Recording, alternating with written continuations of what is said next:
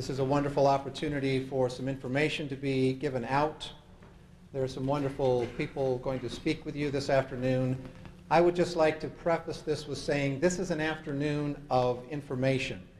It's an opportunity for us to have a time to take a look at how we think and how we feel about certain issues going on in our country or possibly going on in our personal life.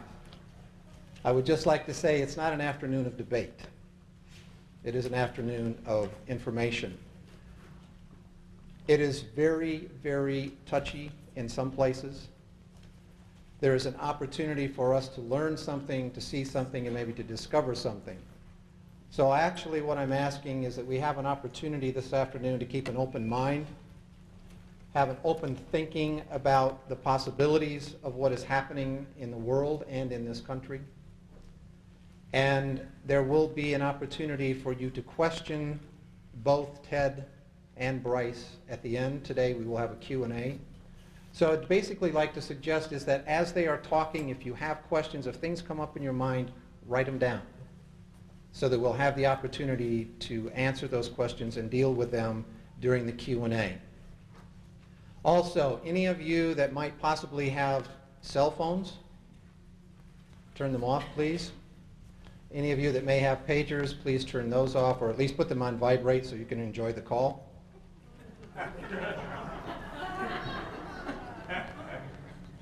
Okay? The bathrooms. I know we're going to take breaks this afternoon. So the bathrooms are at the end of the hall down here. Have that on your mind. Please, no cameras. Anybody have a camera? Please, no cameras and no recording equipment. We're taking care of all of that. And just so that you will know, we are shooting from the back of the room and from the side. You will not be seen. If anyone has any considerations about that, we will not, just take that out of your mind. Consideration, they're going to be more about the people that are talking up here. Even when you're doing the question, you have questions and that sort of thing, don't worry about it. We're not going to be videotaping you, okay? And with that, are there any law enforcement people here? Local, national, federal, worldwide? If so, would you please identify yourself? Pardon me? MIBs? Or wannabes, I don't know. Is that what you were really saying? You wannabes, All right. So we've taken care of that part of the legality of all that worldness or wonderfulness there. I'm just going over my list here and see if there's anything else that... who am I? Why would you want to know that? And who are you? I'm not paranoid, but who are you?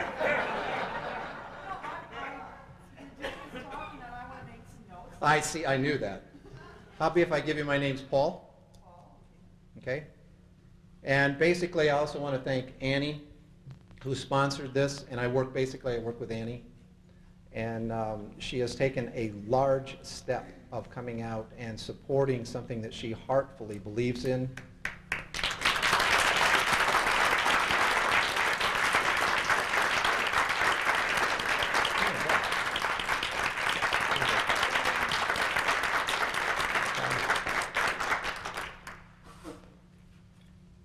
Einstein made a statement one time of saying, and I'm going to paraphrase it because I can't remember it verbatim, but he made the statement that it is basically impossible to prepare, or it is impossible to have peace when a world is preparing for war.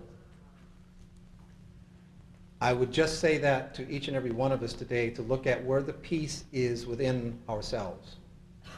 The peace, the harmony, and the opportunity to take in information that will be given today, that we might be able to move our life forward and then move the world around us forward. And that's really kind of what this day is about.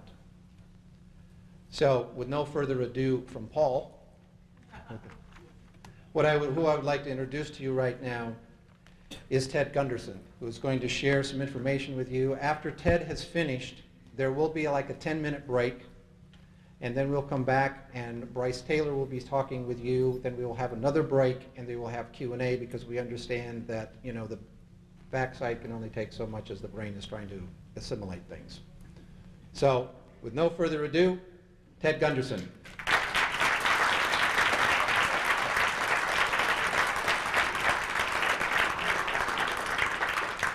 Thank you very much, Paul. I've been retired from the FBI for 20 years, a little over 20 years. And it was quite by accident I became involved in these issues. When I talk about these issues, I'm talking about a vast number of topics.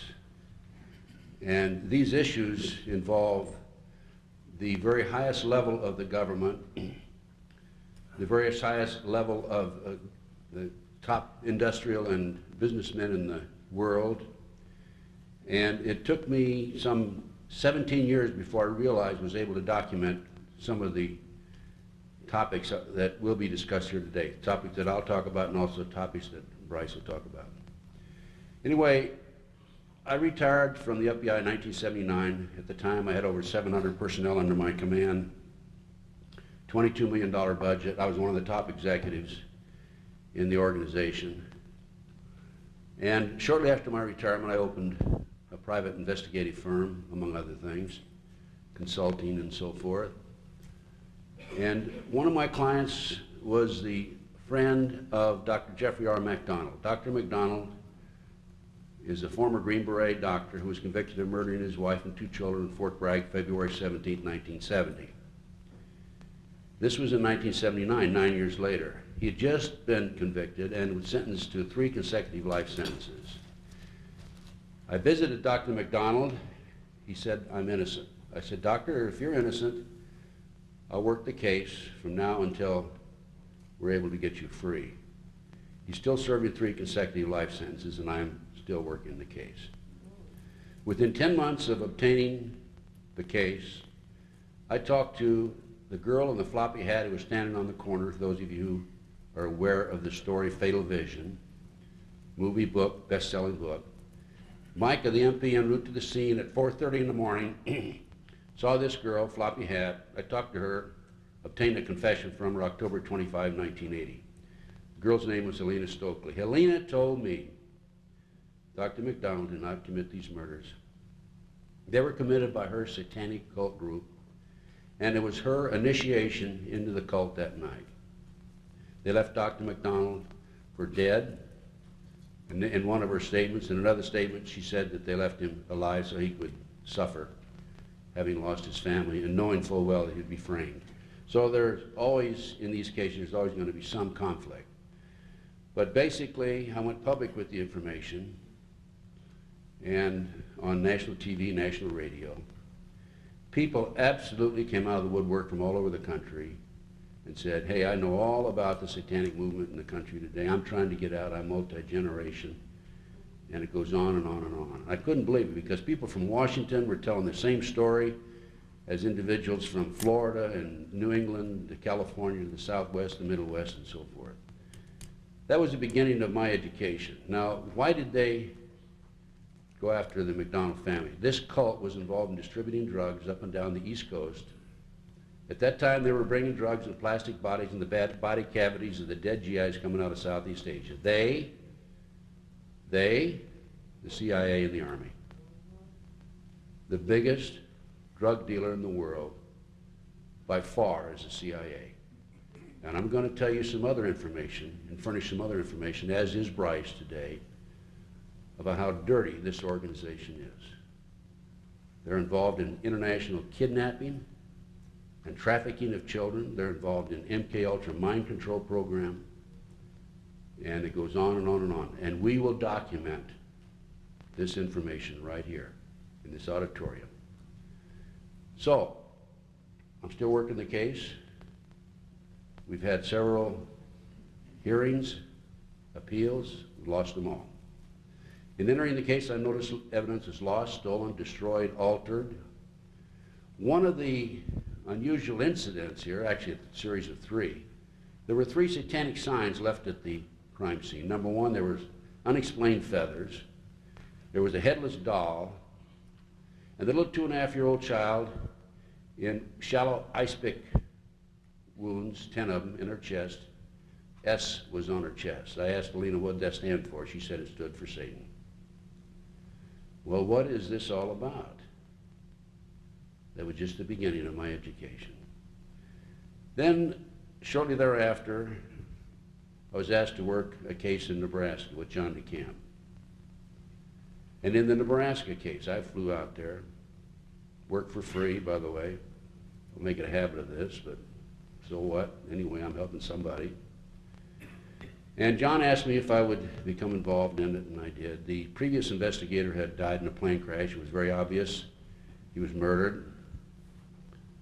He was in Chicago gathering up some evidence. He called one of John's associates, a state senator, Lauren Schmidt. He said, "Lauren, I have the smoking gun.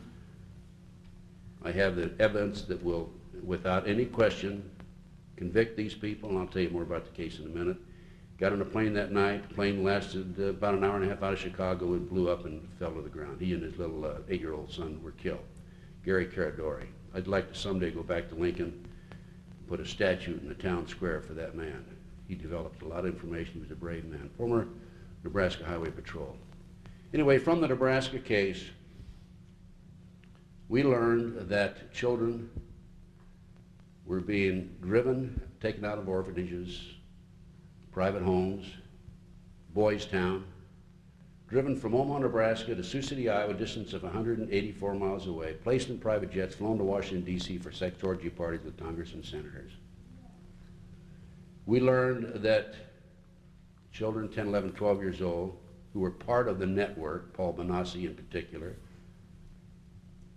was used as a decoy in shopping malls, public places, playgrounds, schoolyards, and so forth, to attract other children of the same age over to that area. Then the adults would grab the kids, throw them in a car, and be off with them.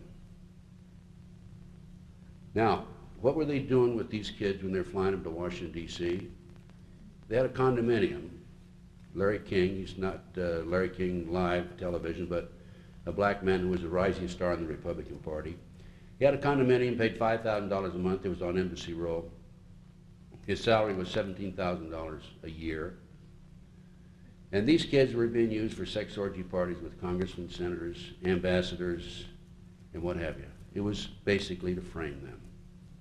Another phase of the Nebraska case involved what I later learned to be MKULTRA, mind control program. And Brice would talk a lot more about it herself. And these kids, many of them, were being taken to Offutt Air Force Base, SAC headquarters there in Omaha, tortured, put through drug programs, hypnotized, and victimized as MKUltra victims. It's a CIA mind control program, as I said. Who was involved? Chief of Police Bob Wadman, Harold Anderson, past publisher of the Omaha World Herald, society editor of the Omaha World Herald, prominent people, some of those prominent people in the community. What happened in the case? Cover up. There were 80 children initially came forward. Of the 84 were able to talk, give statements. 2 later recanted under threats. And as I said, this involved, among other things, kidnapping, murder, satanic ceremonies, MKUltra program. People have said,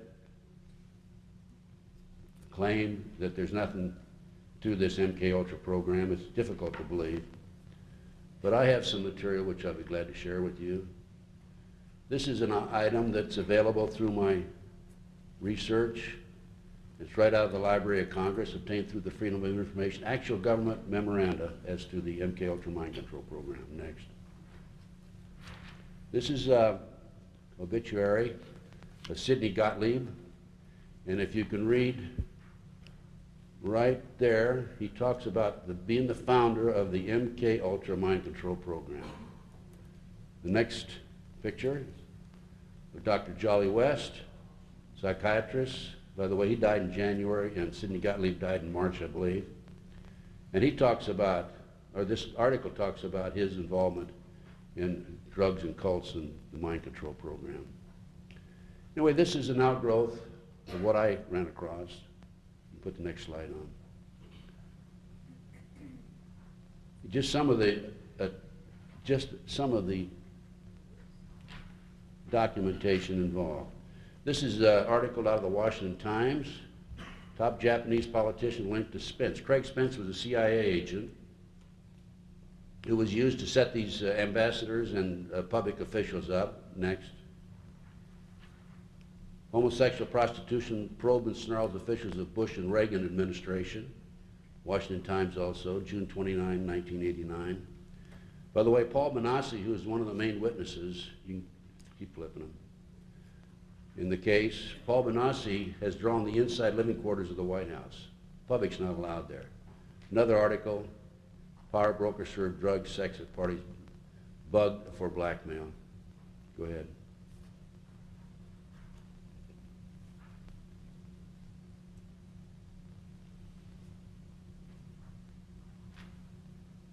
And I talked about missing children and about kidnapped children. This is an article from the Reader's Digest, July 1982. 100,000 children disappear every year in America.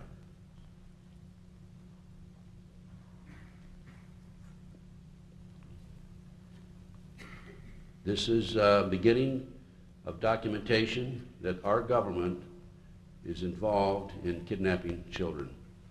I'm going to show you next, keep going with those, excerpts from a U.S. Customs report.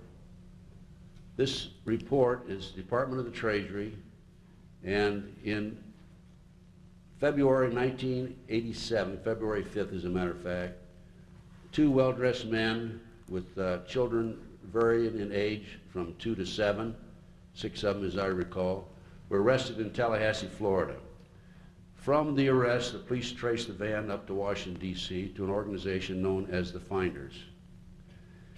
The U.S. Customs was notified, and this is the documentation from a U.S. Customs report. You can flip the page.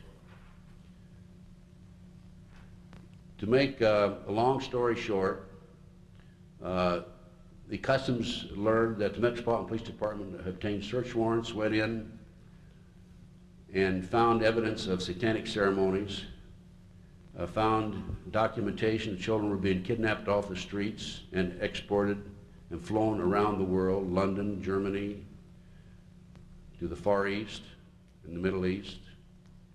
And this is, as I said, the report. Go back to that last page that you had on there. I want to read it to the audience. Turn it around and over. Okay. The customs agent went back to the Finder's address, and by the way, I've got the address in this report. This report is available. On April 2nd, 87, for a final evaluation of the situation. You've been talking to Detective Bradley.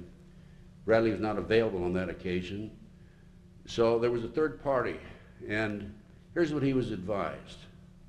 That all of the passport data had been turned over to the State Department for their investigation. They found passports in the cars which indicated that the individuals at the Finders had traveled to North Korea and also to Russia. Illegal at that time, during the 50s, of course. The State Department, in turn, advised the Metropolitan Police Department that all travel and use of the passports by the holders of the passports was within the law. No action would be taken. As I say, this included travel to North Korea, North Vietnam in the late 50s and mid-1970s. It was illegal. The individual further advised me of circumstances which indicated that the investigation into the activity of the Finders had become a CIA internal matter. The Metropolitan Police Department report had been classified secret and was not available for review. I was advised that the FBI had withdrawn from the investigation several weeks prior, and that the FBI Foreign Counterintelligence Division, that's in headquarters, had directed the Metropolitan Police Department not to advise the FBI Washington Field Office, that's the investigative field office in Washington, D.C., of anything that had transpired. No further information will be available, no further action will be taken. Case closed. In researching the Finders, I learned that it had been a covert CIA operation since the early 1960s. Their main mission was to kidnap and transport these children around the world. You can just go on, keep going. I've gone through that whole report.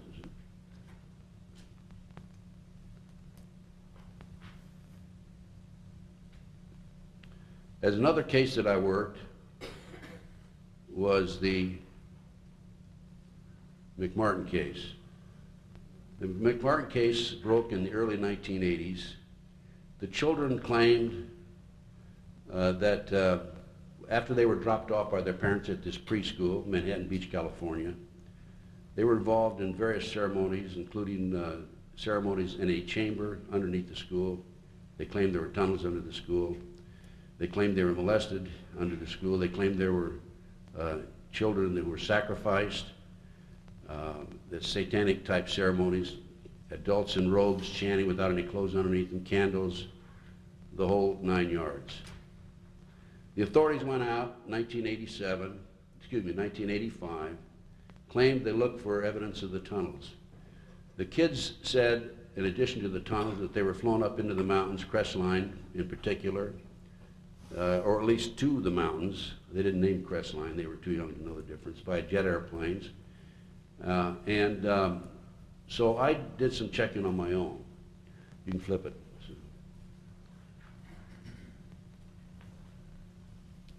And as a result, in the early April 1991, I gained access to the property. And from the access, I hired archaeologist, Dr. Gary Stickle, at UCLA. He brought in a team of individuals, professionals, and we dug for tunnels under the school. Whereas the authorities could not find the tunnels and subsequently stated that the children were hallucinating, there's nothing to it, we found the tunnels ourselves. And these are, Sue, I think we're kind of out of order there. Can you kind of watch me and we can, Sue? Brice, can you kind of watch me because, huh? Well, they were in order. Okay, this is an example of the school. We went out and dug it up and went down and looked into the cross of the dirt. What happens is when you go take a cross section straight down, you can see foreign dirt that had been filled into the tunnels. Keep going, Sue. That's the entrance to the tunnel under the Dog West classroom. Keep going, Sue. Now, the interesting fact here is that these avocado roots were live. There was a dead avocado root over here, which meant that the entrance to the tunnel, there was a 9-foot entrance that had been cut as so. Keep going, Sue. Upside down. Other way. Keep going. Other way. That was the concrete, keep going around. That's it. That was the arch between classroom 3 and classroom 4. It was actually arch, and that was the tunnel that went through there. This was a pentagram that we found on the plate in the sandbox.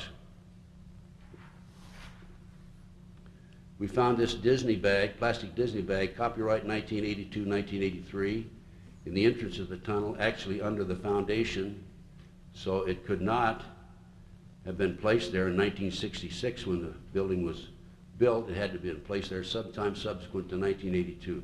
The tunnel's been filled in. Keep going, Sue.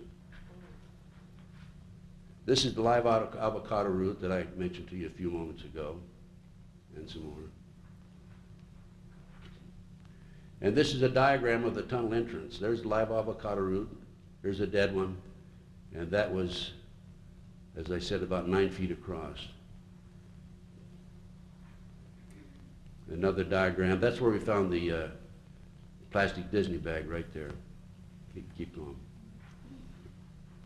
And that's the diagram of the school. There is the west entrance that I showed you just a few moments ago.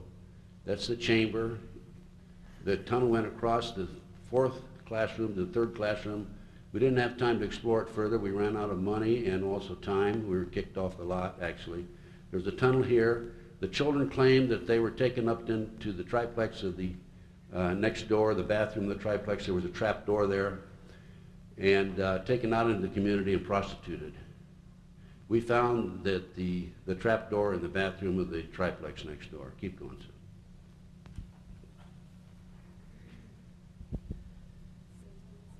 They keep going. The kids said that they were taken up into the mountains, flown up into the mountains.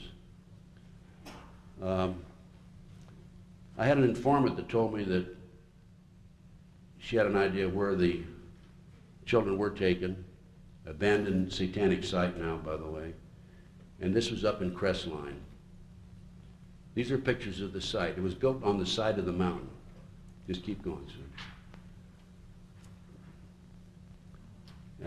It was impossible to see it from the street. You could only see it from down below, and it didn't mean anything because it was so many miles away, or from a helicopter or an airplane. You could see the massive size of it. The street was over on the top there, so anybody driving down the street could not have seen what was going on down here. This is, I'm sure, where some of the ceremonies were taking place of the kids who were flown up there. Keep going. That's probably, I don't know what that is. But I think it's about 9 feet across. What would that be, sir? Altar? Okay.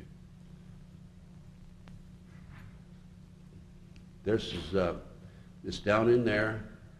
It's where the site is. This would be where the street is, so you can see you couldn't see it. Keep going.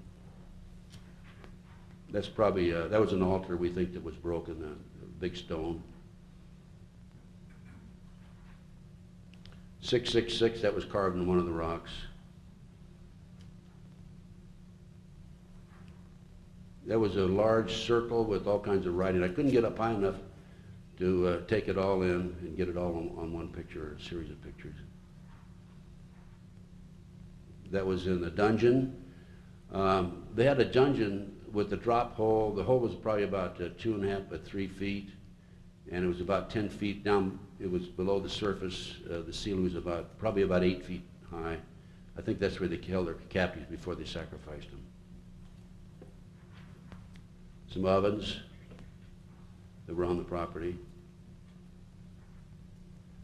This is a sign, and you can take the next slide and put it overlay it on top of it. And can you see it there? Oh, turn it around. Turn the overlay. Yeah, that's it. And this is one of the signs that was there. Can you read that up there, Sue? Yeah, read it out loud. The seal of Amadiscus. It was a seal of one of the satanic signs. Go ahead, take the next one.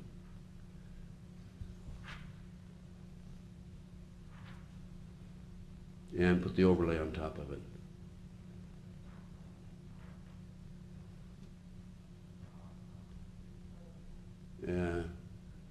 Armistice Day. It's upside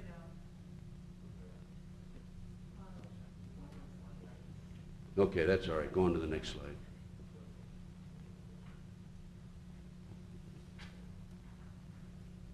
Some more of the site. This is looking over the edge. This would have been where the abandoned satanic site was. Over the edge, you can see that there's no way that you could see it from down below. This is the road that goes down to San Bernardino. These are the 8 basic satanic holidays. We have one coming up, Halloween, very shortly. Witches celebrate the dead. And the next calendar is a more detailed list of the holidays, satanic holidays during the year. Just flip them over real fast.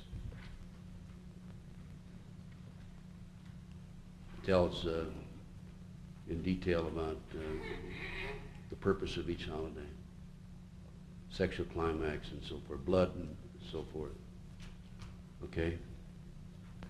Now, during the McMartin case, at the time that it broke, I called the U.S. attorney, not the U.S. attorney, but the district attorney, and I told him, I talked to Dale Rubin, who was the prosecutor. I said, I think I know where the children were taken up in the mountains, and I'd be glad to take you up there.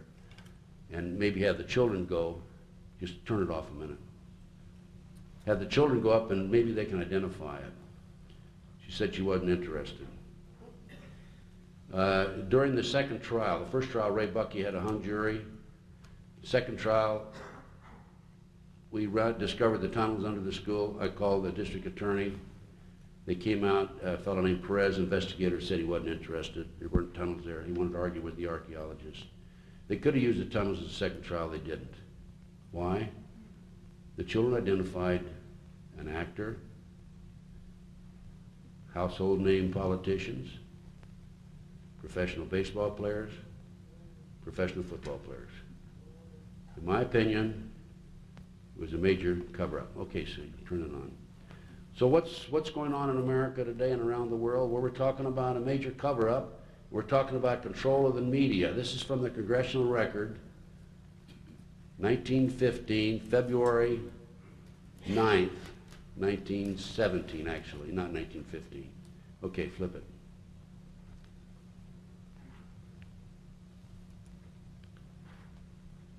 And that's a continuation of page 2, Congressional Record, February the 9th, 1917. Okay, go ahead and put the next one on. We're going to read a little bit of it here.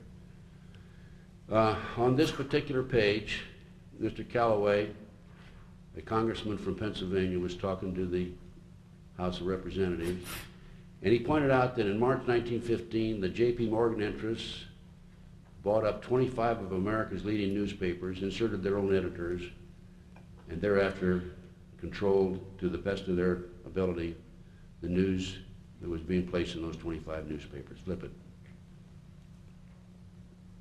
That's a continuation of page 2, page 2948. Okay, Sue, keep going.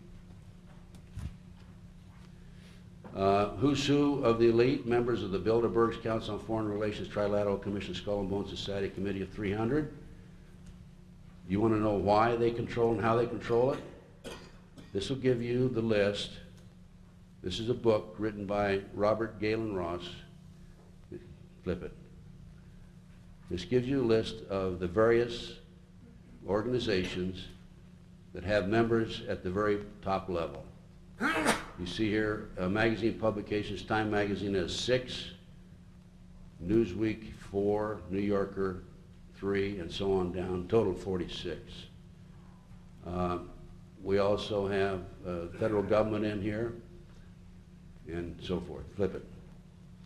Is the Illuminati alive and well today? Well, you're not going to find out from checking with the mainstream media, but here's a little article that I found in the Picayune, Mississippi newspaper, and it says a group of Illuminati, including top and experts in a range of fields, met, and some of the names there are their household names, including Newt Gingrich, Bill Gates, and others. So there you go right there. You didn't see that in your main LA Times or the New York Times, did you? Okay. I mentioned that I've been involved in this research for 20 years.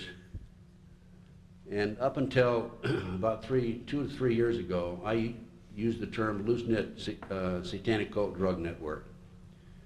It was only after one of my lectures in Las Vegas, I talked about the McDonald case itself, and a man came up and handed me this book, Pawns in the Game. This explains what's going on in America today. We're talking about the Illuminati. Flip it, Sue. This is the best documentation I've ever seen of the Illuminati. It talks about Adam Weishaupt and how he, well, we're getting off the subject now. Talks about Adam Weishaupt, how he set up 25 goals, and some of the goals were to control the press, and other goals were to disrupt the youth through drugs and liquor and morals, to have agent within the various organizations, influencing the politicians, and so forth. There are 25 goals in this book. It's an outstanding book.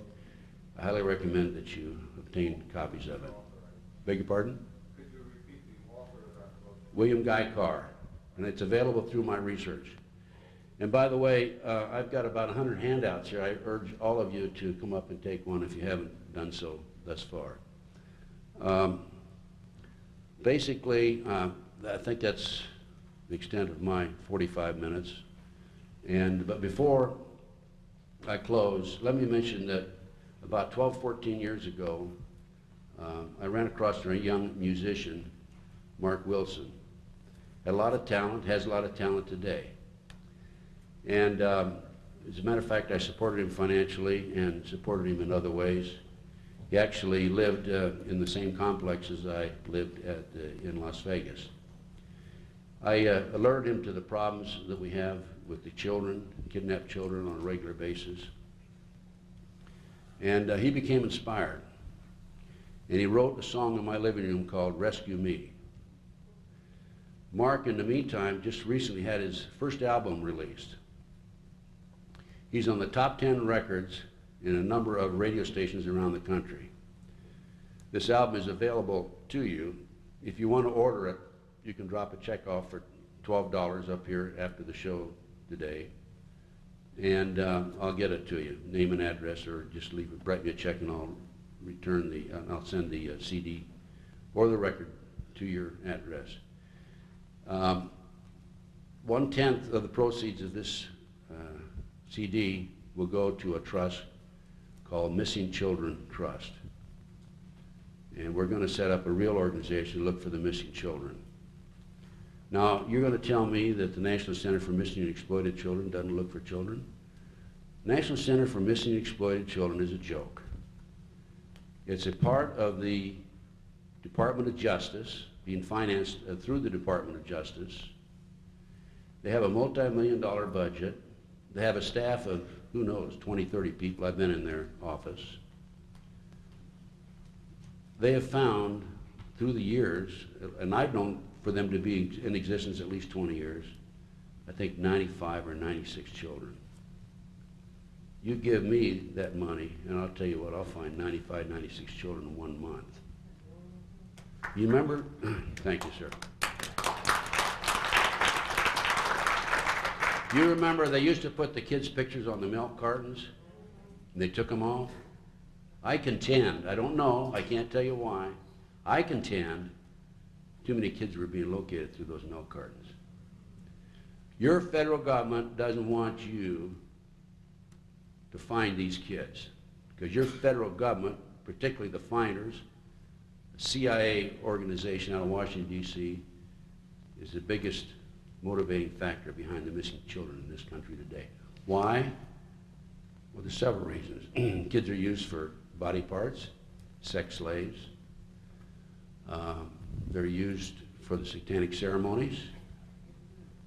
And a 10, 11, 12-year-old blue-eyed, blonde-haired kid will sell on the auction block outside Las Vegas, outside Toronto, Canada, and a barn in Lincoln, Nebraska, these are the 3 locations I'm aware of, for $50,000. Paul Benassi, a young man who was willing to come forward on the Nebraska case, has attended these auctions. He attended 6 such auctions in Las Vegas, Nevada. The fewest number of children there were 6, the highest number were 36. The auctions took place near a landing strip. Foreigners came in with turbans on and took these kids, put them in the plane, put them in campers, who knows where they went from there. 100,000 children disappear. I have personally filed formal complaints to the great FBI about the finders being an organized international child kidnapping ring. They have yet to come out and interview me formally and get my documentation, which, as I pointed out to you, is a U.S. Customs report. Now, the great FBI,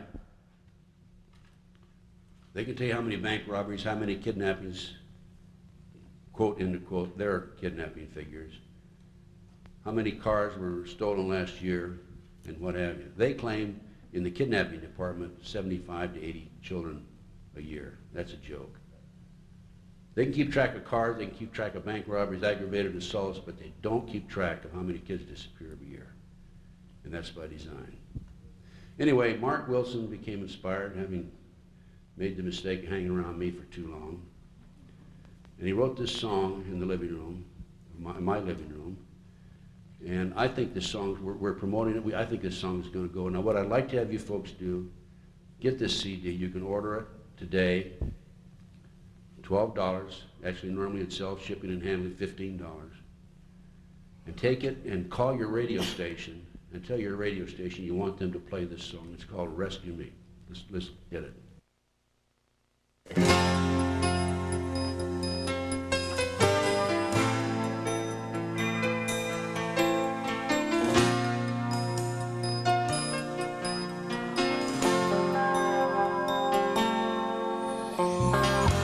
This is a song for all the children taken from us every day. There are some people making money from our children they enslave. Bring them back to their families, bring them back where they belong. Rescue them from their nightmares, rescue them and bring them home. They took my baby from the playground. In their car they drove away. I hope she knows that I'll be searching. I can only imagine what she might say. Take me back to my family. Take me back where I belong. Rescue me from this nightmare. Rescue me and take me home. Every day there are children missing. Why isn't anyone ever listening? I can hear the children crying in desperation once they die. It's up to us to keep trying.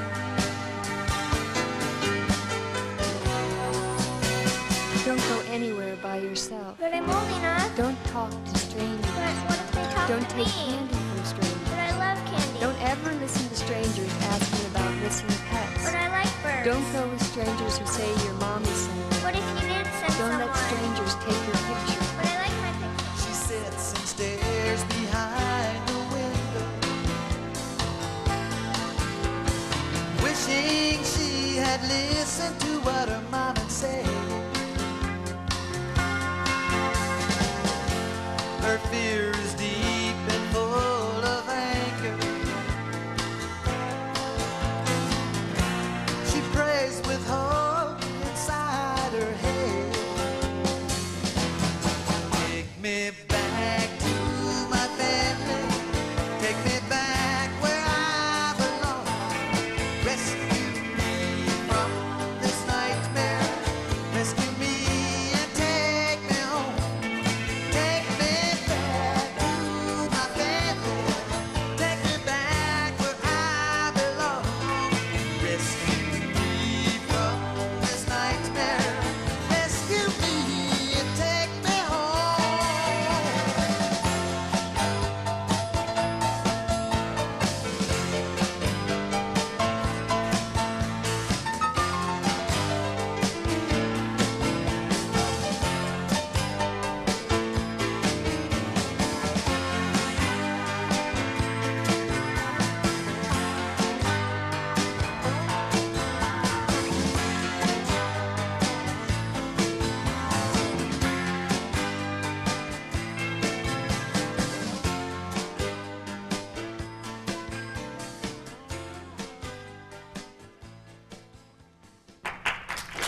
Thanks very much.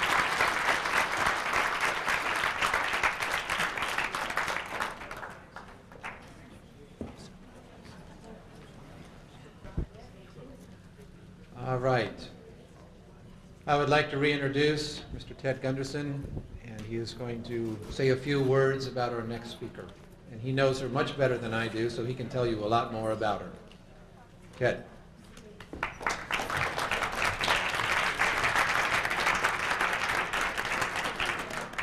You know, when you become involved in these issues, as I said earlier, you network, and that's one of the great pleasures that I have. It causes a few headaches now and then also, but I think that's the answer to the problem, if we can all network together and help each other. And a number of years ago, I guess about 4 or 5 years ago, I had a call from a young lady, and she basically told me that she had some problems, and I referred her to another individual who I thought would help her. And one thing led to another, and then I developed a close relationship with this young lady through the years. We communicated by telephone on a regular basis, and she's fantastic. She's really fantastic, and I wanted to make sure that I was the one that introduced her today. I asked if I couldn't introduce her today because of the work that she's done. Of all the people in this field, I think she's probably done as much or more than anybody that I'm aware of or know of. And of course, that young lady is Brice Taylor. And she's a great person. She's a dear friend. And even if she doesn't know how to flip the overheads, I still love her. But I'm going to flip her overhead, so I'm going to get even with you. Anyway, let me introduce to you Brice Taylor. And just give her a big hand. She's very special.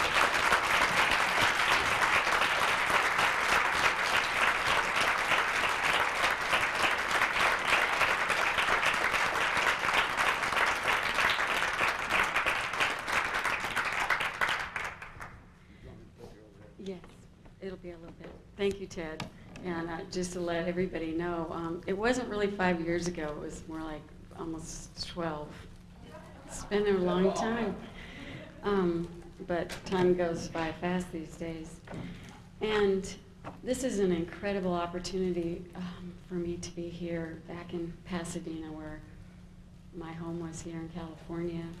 And I owe this privilege to Annie Basile, the owner of Cast Locations, and she keeps telling me to stop thanking her, but I really can't stop thanking this woman because she has stepped forward and supported this whole issue in such an incredible, heartfelt way of taking care of the details and being there emotionally for not only myself, but all the people, all the other victims and survivors who have come forward and are joining now in a way that hasn't happened in a very long time.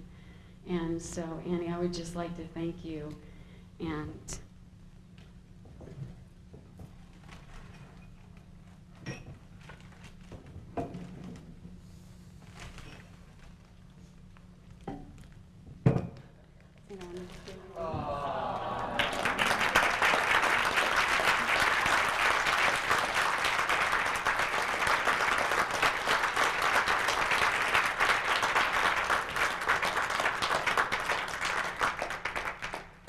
I'd also like to thank all of Annie's friends, Patricia and Anthony and her family, both Anthony's and her daughter, and all the people that have really worked behind the scenes to bring this whole event together, as well as holding the hands of a lot of us who've been through this and needed to share.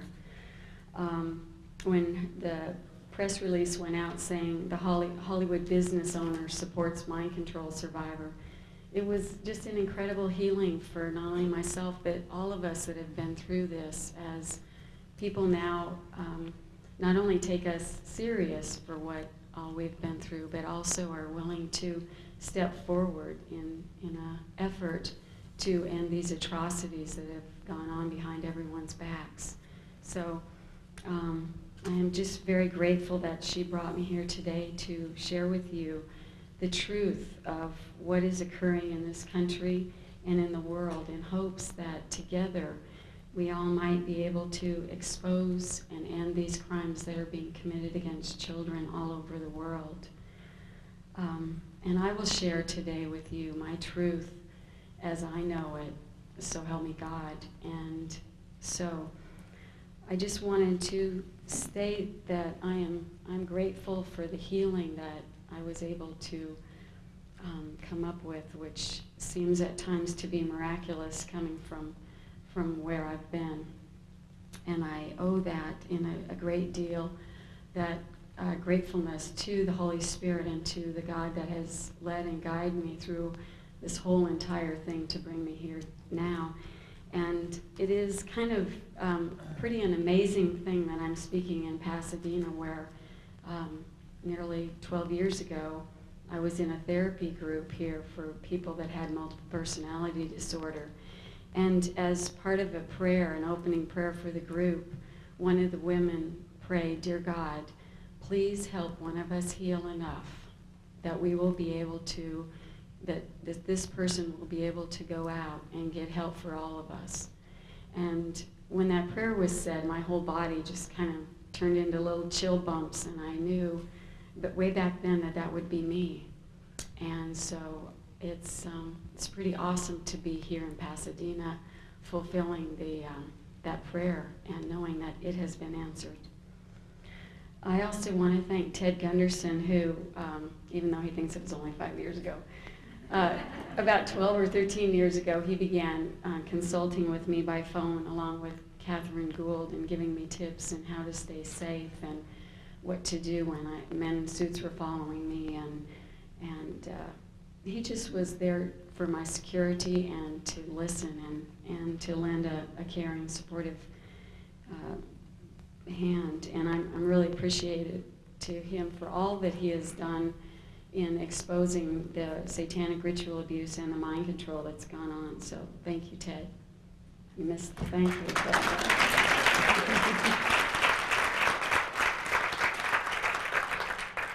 And I'd also like to thank the LA Women's Commission Task Force on Ritual Abuse that's still in operation today. That were, when I was living here in California, I was a member, as was Ted, and together we worked to strategize on how to, first of all, be able to identify what the problems were of all these people, children, women, and men coming up with all these memories, and then what to do about it. So I'd just like to say that organization is still in operation today, and there's still a core group of dedicated people working with that. Should you want some further information, there's a booklet up at the table.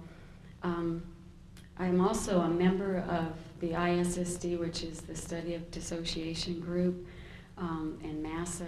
Claire Reeves is here today, Mothers Against Sexual Abuse, and I'd like to just tell a little story on Claire.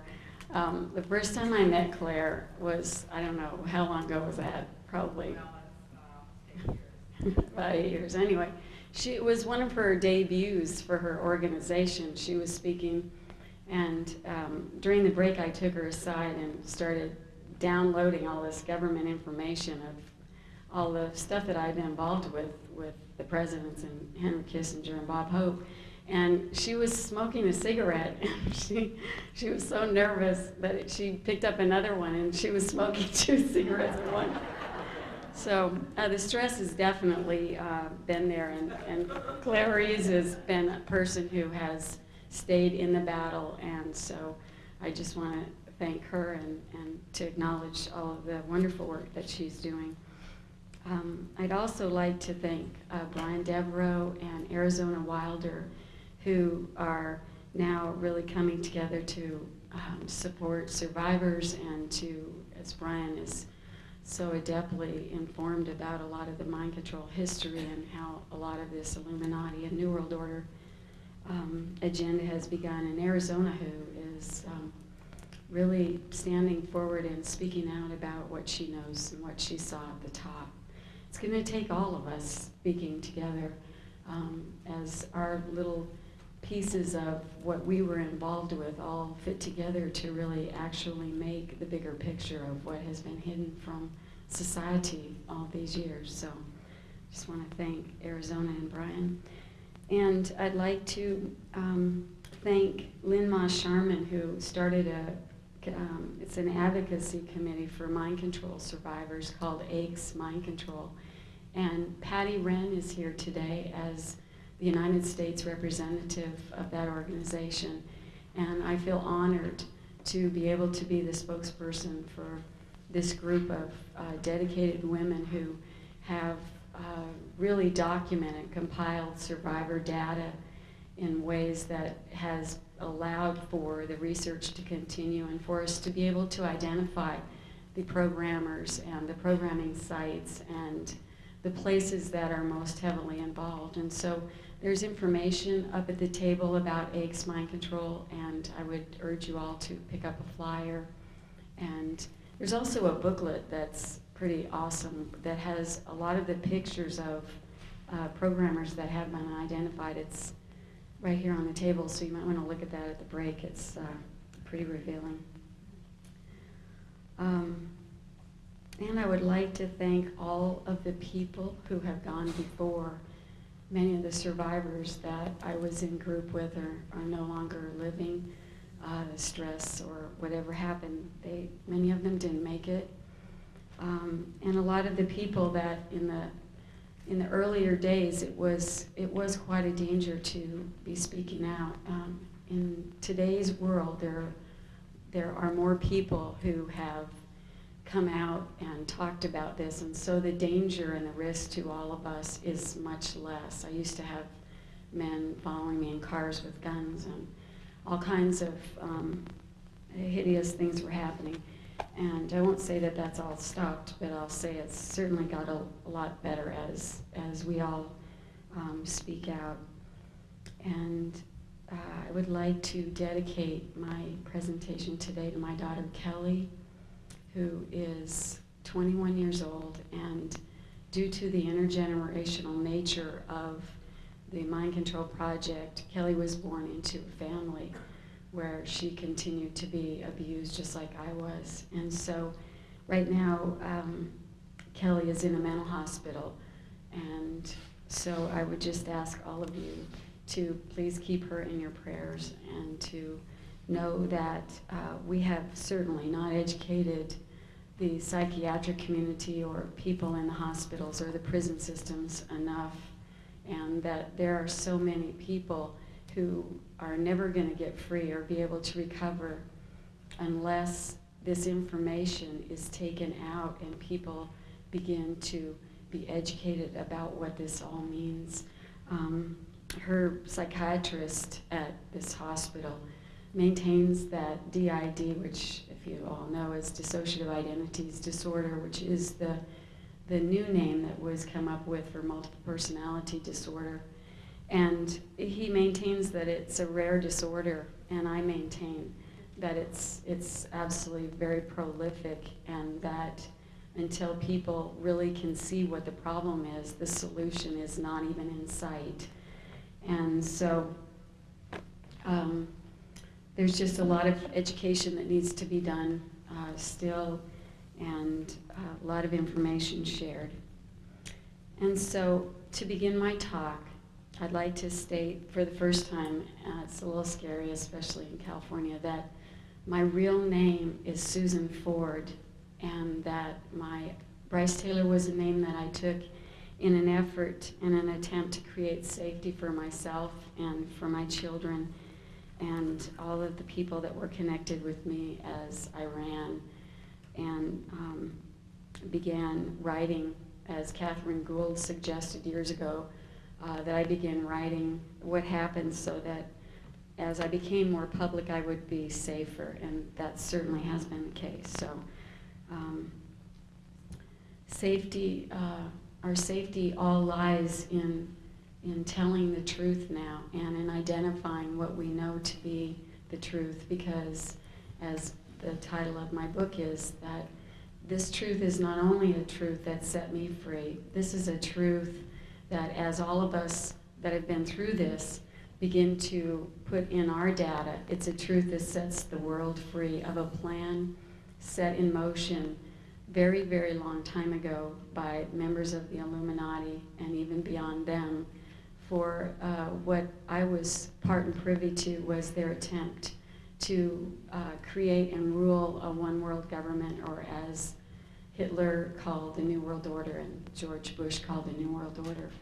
And it's through my experience with Henry Kissinger and others that I am very sure, and I will stand anywhere and testify that I know that that the New World Order agenda is very real, and that it's going to take a lot of our efforts to turn it around and to maintain our freedoms. Today, unlike the days when I was in my therapy groups with people who were switching personalities all over the place, I've worked very hard, and I'm now an integrated survivor of intergenerational satanic ritual abuse, and also the CIA's MKULTRA, and what I understand is called, the sub-project was called Project Monarch. I'm the author of 3 books now. Starshine, One Woman's Valiant Escape from Mind Control, was the novel that I wrote starting in 1991 when I fled California and was attempting to discover what was the problem and why everybody was so interested, men in suits, why they even cared where I was going to therapy or who I was talking to. And so through that book, I was able to put the bigger picture together for myself and novelize it so that people could really understand what I was trying to talk about. I've also written another booklet. It's called Revivification. And Charles Whitfield said to me one day, he said, one day you're going to regret that you named it that name. And sometimes I am, because it's kind of a big word and it's hard to say, but it has a really great meaning. And if you want to look at that book, it's on the table. But it's a recovery, gentle alternative recovery book for people that have been through trauma. So it's a good way to recover memory and to be able to deal with all of that as it comes up.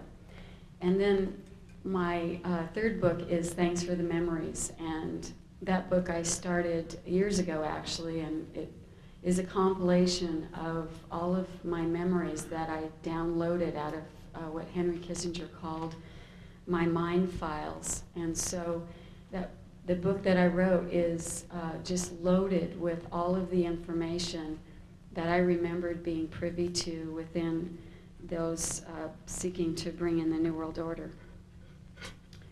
So I find it a privilege and an honor to be able to speak out for people like my daughter and my other children and those who are yet unable to speak out for themselves but have also been through the same thing. Normally the groups that I speak to are mental health professionals, and so we're kind of on the same page, and I really know exactly what they're going to need to hear in order to help the victims and survivors that they're working with. But I know that we have a wide and varied audience here, and it's really very exciting to know that what I always call so-called normal people, like, I get, Annie, you're normal, that people that are not been through this are normal, and so it's really exciting to have normal people pay attention and want to know. And I would just like to say to the survivors in the audience that I thank you for being here to support me today, and that I would like to ask you to really take caution that some of the material that I'm going to present may be highly triggering, and that I know that you know how to take care of yourselves. And if you don't, go see Annie. Annie can hold you. No. There's a lot of people here who could support you, and if you need help, then certainly seek out Annie and she'll direct you.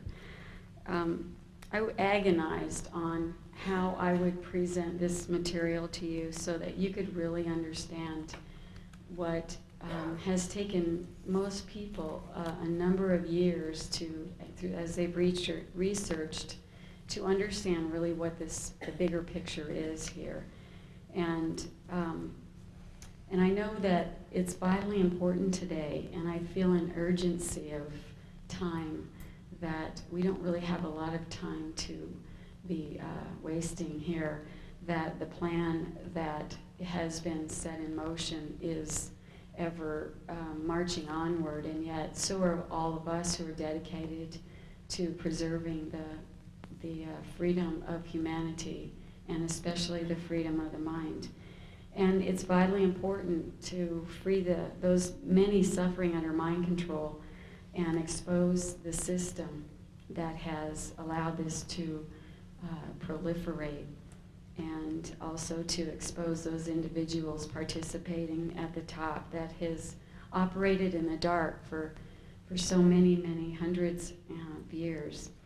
This system that operates within the government and beyond into a group of people who I reported to beyond the government called the council have been working in the dark for many years, and the system that they have enacted threatens our country and the freedoms that our forefathers worked so diligently to set up, and the basic freedoms of humanity, and most especially of the mind. And we're at a new crossroads where we're able to finally understand more about the mind. And as we do that, then we will certainly be able to understand how this has all happened, and we will be able to take the technology that was used to harm, and we can use it to heal. And that is my hope for the future.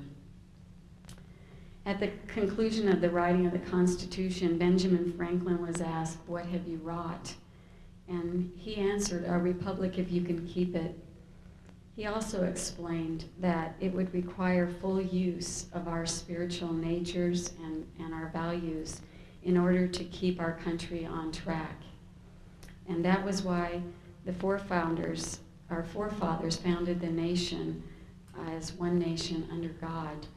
And I know today that many, many people know, they feel that something is vitally wrong. Even the children know that something is really wrong, but most people haven't been able to figure out what. And I think the reason for that will become very apparent to you this evening as I share what has happened in my life and in the lives of my family with you.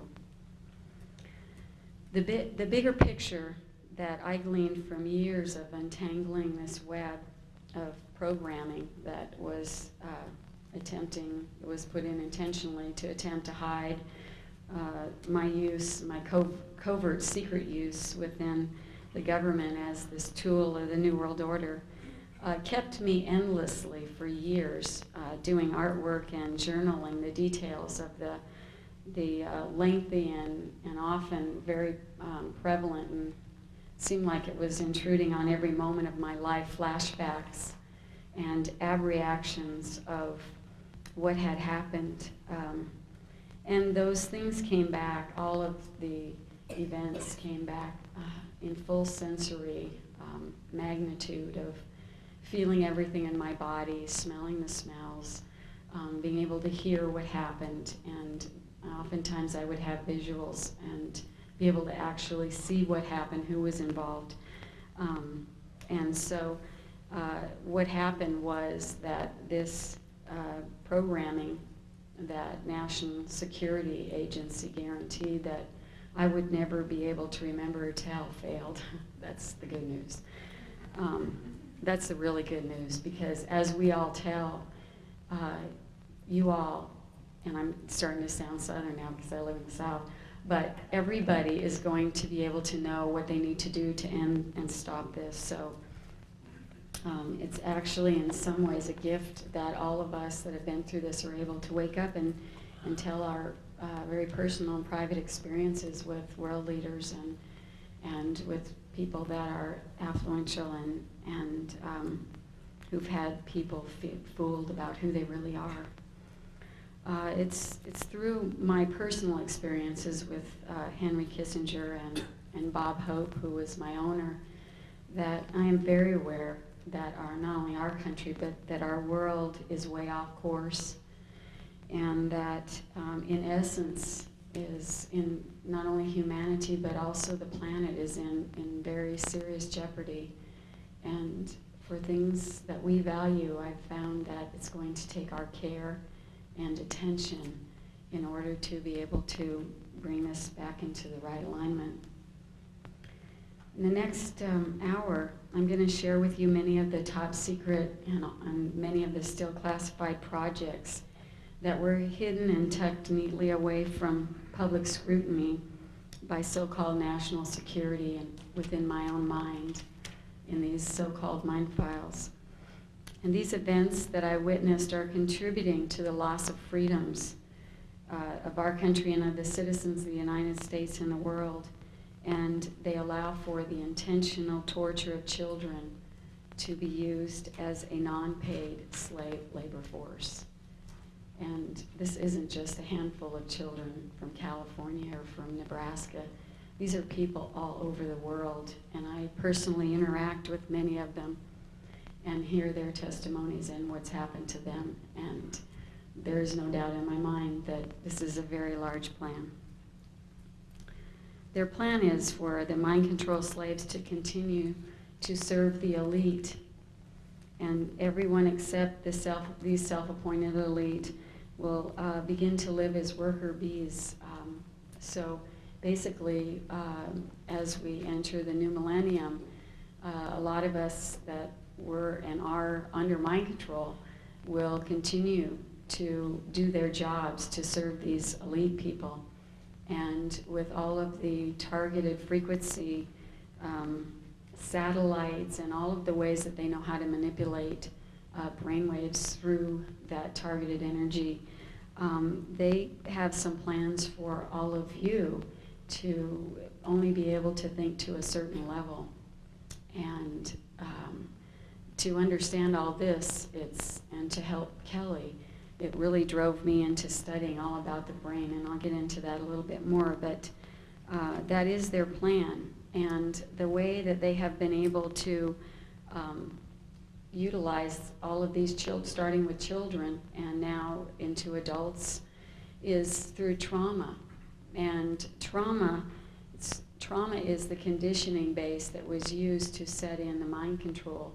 And the trauma done very early on is something that actually splits and shatters the psyche of a small child who is unable to withstand that much torture or trauma at a satanic ritual or through sexual abuse in family or whatever the list of all the different traumas. What happens is that when that happens, the mind splits into different segments, and it's sort of understanding all of this really demystifies all of the sensationalism that has been publicly portrayed about multiple personality disorder. And I will explain to you that through not only healing my own mind of that, but working with other survivors, that it's merely something that has happened out of someone not being able to take everything that was dished out. And so it's like the mind erects amnesic barriers around information and different scenarios so that as a protection, when that thing happens again, that event, then the person will kind of go down that path in their mind. And the programmers knew all about this. This was not some happenstance programming that just was done in some kind of an experiment, although the experiments were ongoing. And as many of you already know, and those of you that don't know, during Nazi Germany, during the war, when all these people were in the concentration camps, we had people like Joseph Mengele, and many of the Nazi doctors and scientists were actually doing mind experiments and brain experiments on people in the concentration camps. And all it took for me was to go to the Holocaust Museum in DC and look at the pictures, and I knew that that was true as I watched the people being experimented on with all this brain research that they were doing. And the information that these Nazi doctors gleaned in the concentration camps was what has been the foundation for what they're doing here today in our country. And for you to understand how that has all happened, our government, actually the CIA, flew a lot of these doctors, the perpetrators, after the Nuremberg trials, instead of being prosecuted, they were given immunization from prosecution. And our CIA actually flew these Nazi doctors to our country and gave them immunity and set them up with research grants and all sorts of mega funding in our universities and military bases. And they continued not only their further research on the mind, but they also continued their expertise on programming people within the military, within NASA, people that are out of the private sector like myself, where I was certainly not part of the military or any intelligence group, but because of the intergenerational nature of the group of people that they needed the population to use, I believe that I was selected. And so we have now civilians being taken without their knowledge and awareness, not only to major universities, but also to military bases around the country and the world, where they are put under mind control with very sophisticated technology that I will get into more later. So, I'm sure you're asking, how did I wake up? How did I know about this? And I began to wake up in 1985. Up until that time, I thought that I had an incredible family. I thought I had the best family in the world. Certainly we had just about everything that I needed. And then when I married, I had a wonderful husband and beautiful children and anything money could buy. I lived in a beautiful neighborhood in Agora Hills, and which was located just a block from Bob Hope's ranch. As we were strategically located, but during all this time I thought I had a very perfect life, and I had no idea I'd ever been abused.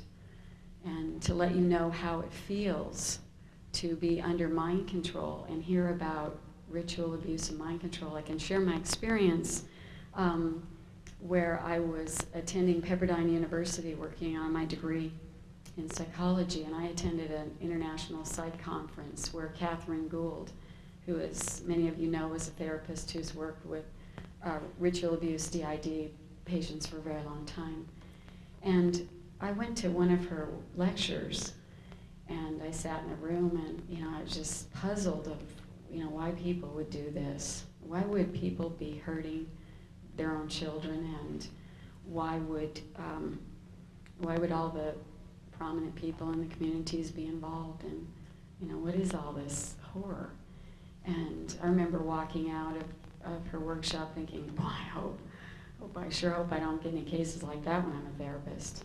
And that was the end of it for about 3 years. I actually even joined the LA Women's Task Force and attended meetings under total mind control where I didn't know, but I was reporting back to the good doctors everything that I was learning what was happening. But anyway, so that's how it felt. I had no idea. And but in 1987, 1985 actually, after a lot of prayer, I started praying real heavily because I knew something was wrong. I just couldn't kind of figure it out, but I did know something was wrong. And so I kept praying for God to please help me and help me decide what was wrong and why I felt so unhappy, even though I had everything that money could buy. I had everything that is supposed to make people happy, beautiful kids, and like I told you, my family. And but the answer to that prayer came in the form of a kind of a massive wake-up call, and my head went through the windshield of the automobile there on Chesborough Road in Agora Hills. And what happened was that accident really kind of took me out of my motherly role and all my duties that I had. And I really had to take time to recuperate, and I had a lot of massage therapy. And what began to emerge were memories of being sexually abused. And then came memories of ritual abuse.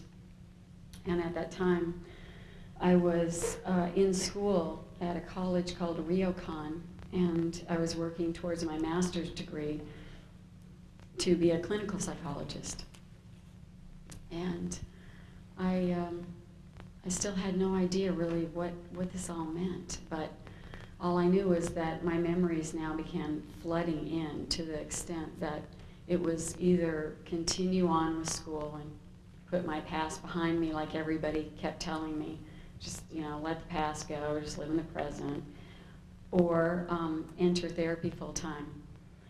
And so I entered what I now understand was the true master's program, which was a personal journey of believing and understanding and exploring my own inner space and really going within. I learned to meditate. I began not only doing yoga but teaching yoga, and I was in therapy increasing amounts of time as I was having a really hard time dealing with what all this was. And as I would begin remembering, I would have my suicide programs would kick in, and I would call my therapist, both of them, endlessly telling them I had to kill myself, and I wanted to jump out of buildings, hotels, jump out of the windows. And when the memories began really threatening and emerging even more, I would cut and burn my arms in an attempt that I would do what my programming was commanding. And it was an attempt, a very sophisticated attempt, to take my attention away from what was really coming up in the form of national security memories. And certainly by cutting myself, that would make me have to focus on something else. But I'm sure that the reason that Henry Kissinger and others picked me was not because I was stupid. And although in those days I felt, as they had created, I felt really ugly and I felt stupid. But I was able to figure out pretty quickly that this was programming, and this was something that I needed to figure out how to get around. And so as I began working in therapy with all of the ritual abuse, the systematic abuse that happens to children, the endless tortures that kids report all over the country, that I don't think I need to go into all the gory details, but it all happened to me too. And why people, sane adults, would think that little children all over the world would be making up these kind of realities is something that I still have a really hard time understanding. And I know how painful it has been for me over the years to report what has happened and had people either turn away out of horror and disbelief or out of fear for themselves and their own lives. And I can only imagine what it must feel like to a little child to be telling what's happened and have no one believe them. And so I'm here today as an advocate for the children who have been through this. And I will tell you that the satanic ritual abuse is not some religious fanatics that are going off the deep end.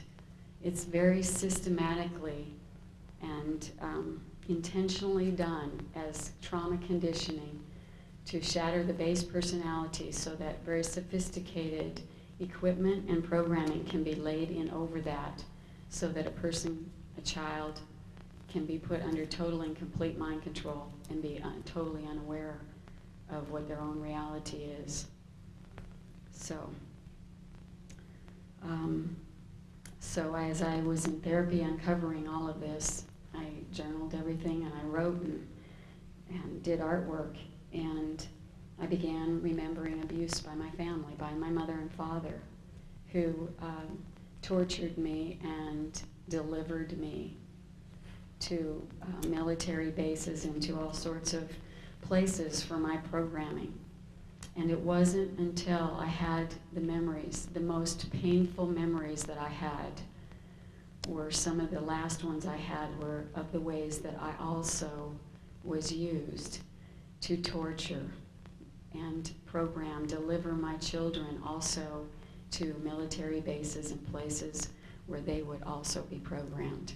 So this system needs to be understood, how it happens and why people have been involved and why they might not even know that it has happened to them. But when I started realizing that my ex-husband and I had both participated in even my own children's abuse, I began to have some compassion and understanding for my parents and for people like even the Buckies in the McMartin preschool, because perhaps, given the reality of understanding how this system works, perhaps they also are or were unrecovered victims who themselves may not have even remembered what they were involved with. That's the intentional way this was all set up. So as we're able to really come to a higher level of understanding how this system works, we're going to be able to bring the kids and the adults suffering still, bring them recovery and tools for helping. I was taken to U.S. military bases as a very small little girl, where I was programmed, and I met for the first time one of my father's uncles in Long Beach, and his name was Charles Lilly Horn. And I believe it's because of my family affiliation with this man, who was the owner of Federal Cartridge Company, which was a munitions manufacturer, and also the Olin Corporation, which later I believe even went on to fund some of the research used on the mind control, that I became involved in this. And so I also had my grandfather, who was a mayor in Correctionville, Iowa, and was held different political positions over the years. And so through the intergenerational structure, I was actually taken back to Iowa, and I was involved in satanic rituals there at the hands of my father and my grandfather. So I was able then to understand that this was intergenerational. This is how this works. So a lot of the projects that are now housed and are still ongoing are in the military bases. And some of the ones that I can name for you that I was taken to personally are NASA bases, UCLA Neuropsychiatric Institute, where I was programmed to report to Dr. Jolyon West, who was working in conjunction with Henry Kissinger to lay in my very sophisticated national security protected, they thought, programming. USC, the University there of Southern California. I was taken to Bethesda Naval Hospital, where I had an implant inserted into my nose. I was taken to Edwards Air Force Base, Point Mugu Naval Weapons Center, and different bases in and around 29 Palms. And I was taken to a lot of other places, and still, as yet, I'm not able to identify where specifically a lot of those places are.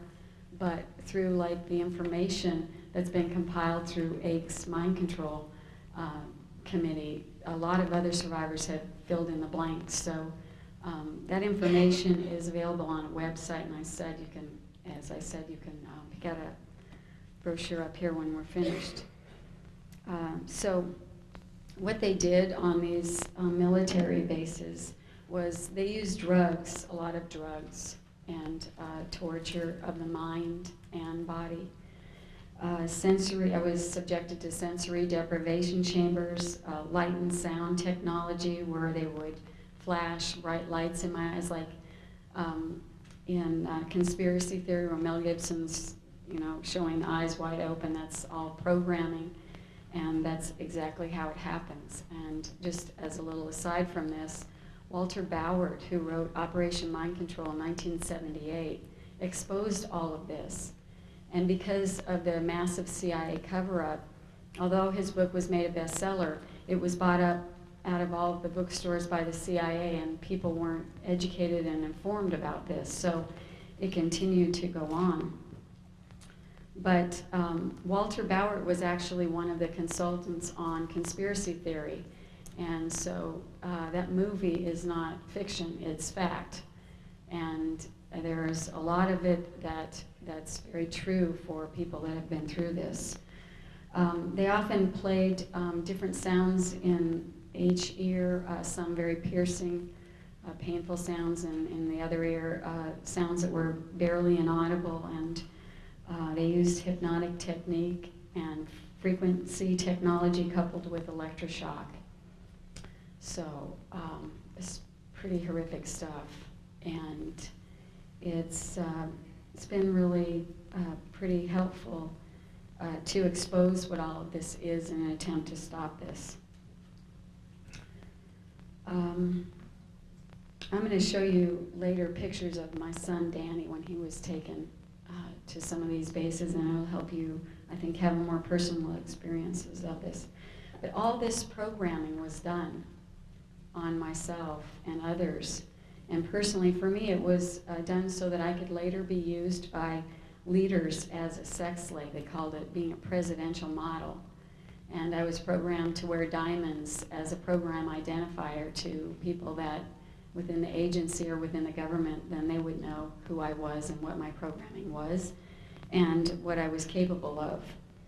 And I was also programmed to have what Henry Kissinger called mind files, which was a systematic way that he programmed lots of data into my mind that I was programmed to have, first of all, perfect photographic memory, and he would send me into archives in DC and private offices of people he wanted to spy on, and into Pentagon top security areas. And he would tell me then with instructions to go in and open certain file drawers and photograph the information in my mind, and then I would report back to Henry, and any information that he would need then would be very accessible to him at a moment's notice. Other slaves have been used as assassins. I was also used as a drug courier, putting together drug runs, and through all of that I realized and was privy to knowing that our government, our United States government, is primarily backed by guns and drugs. And it doesn't make me very proud of our nation at all.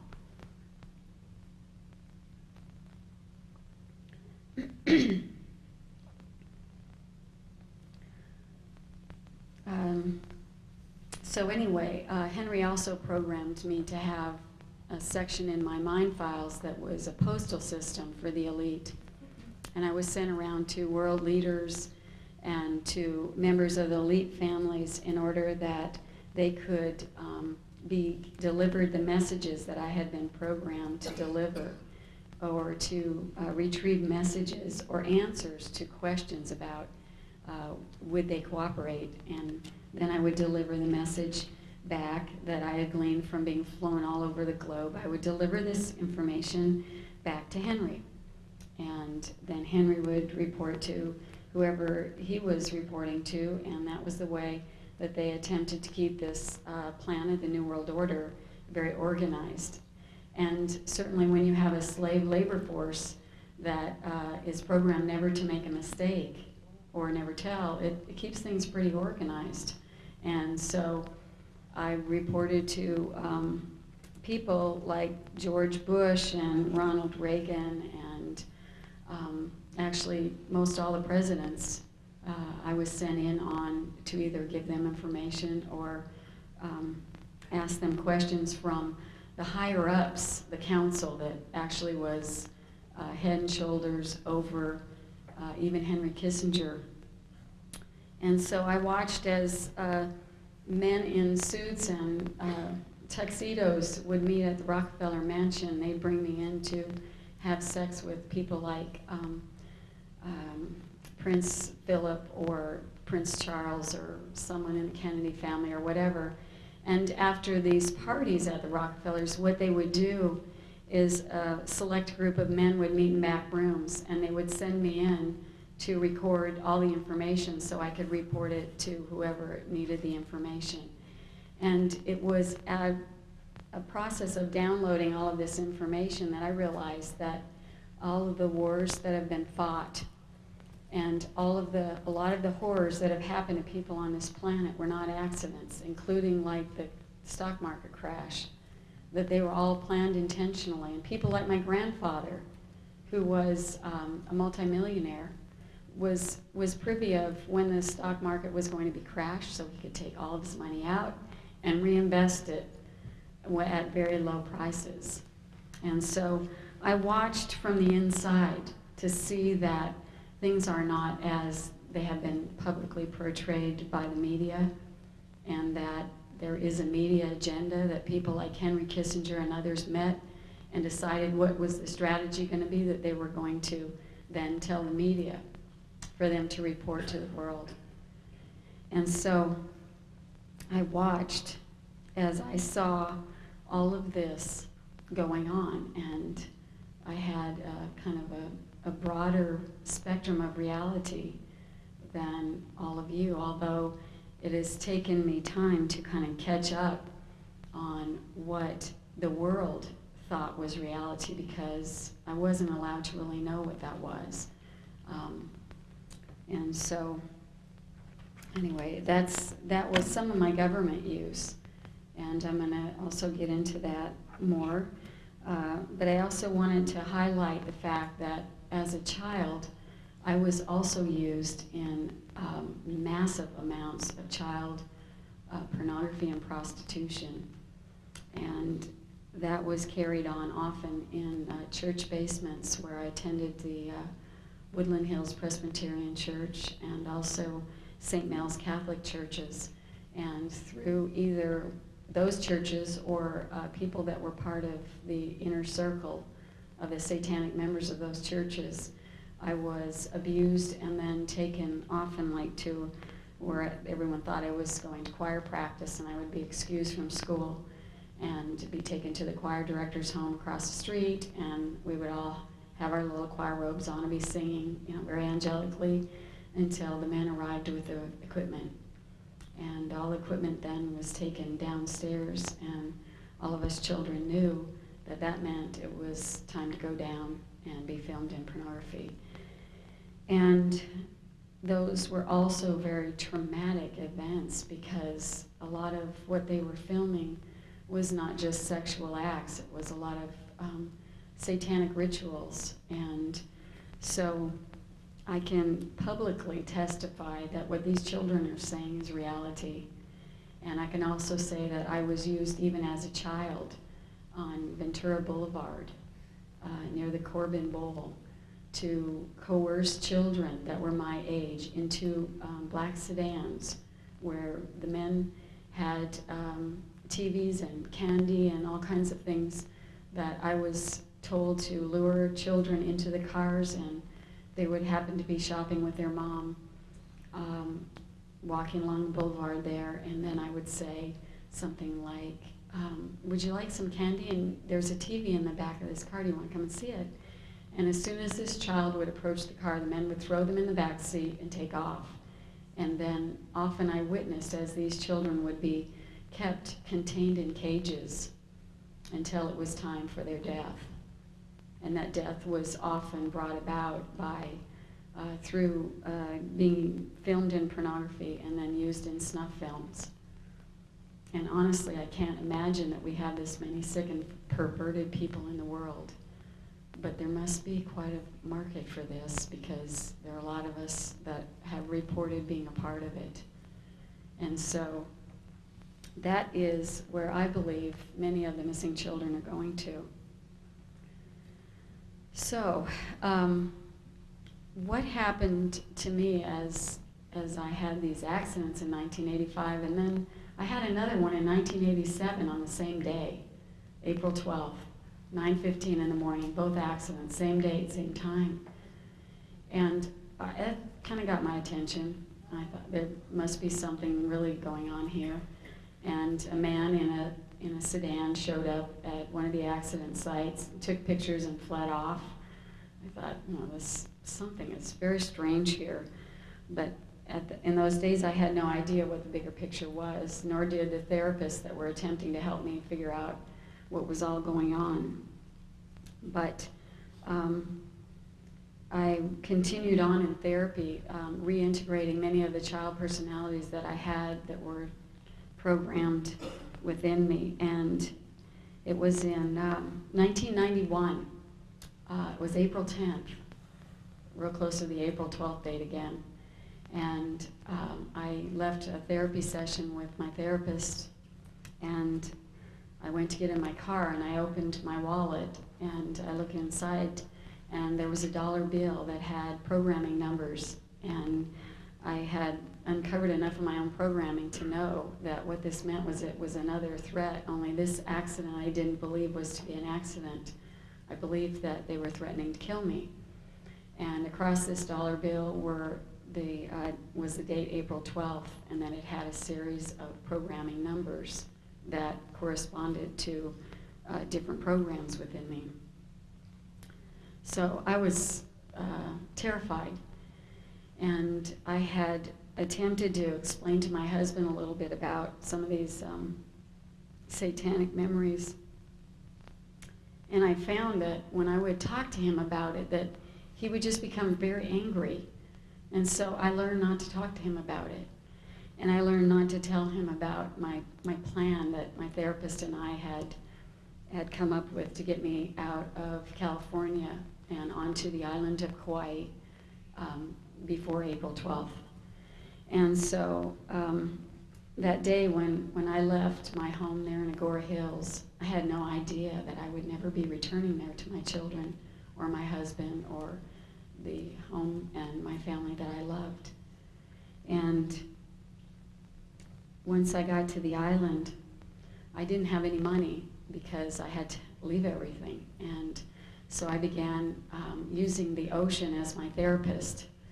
And I had a person came to me and gave me a light and sound machine.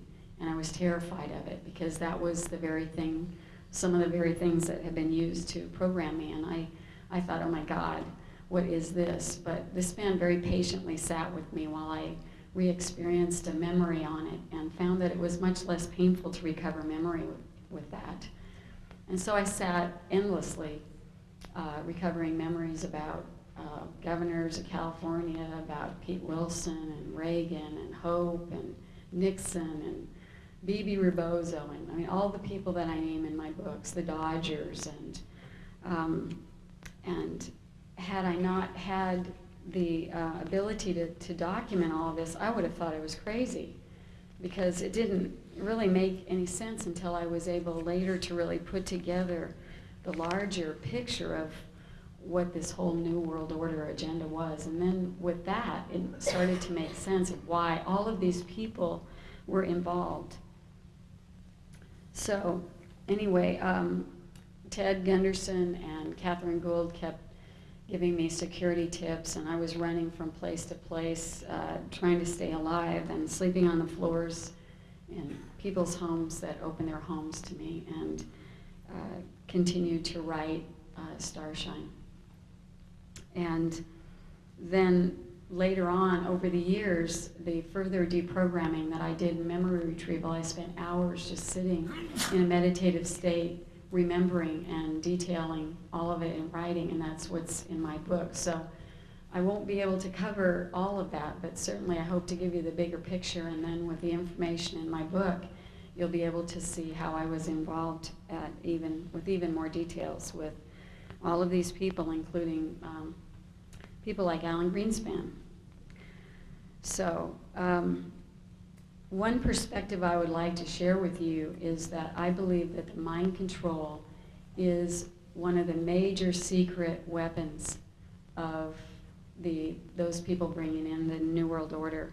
And as we're able to understand how this works, that's how we're able to go into these places where this stuff is still happening and demand information and demand that it be stopped and identify the people that are still, whether they're under mind control themselves or just disconnected left brain scientists, whatever it is, it needs to stop. And it's definitely going to take all of us to do this.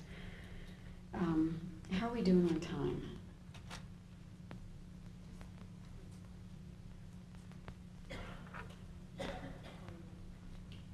24, 6. I mean, like, how much longer?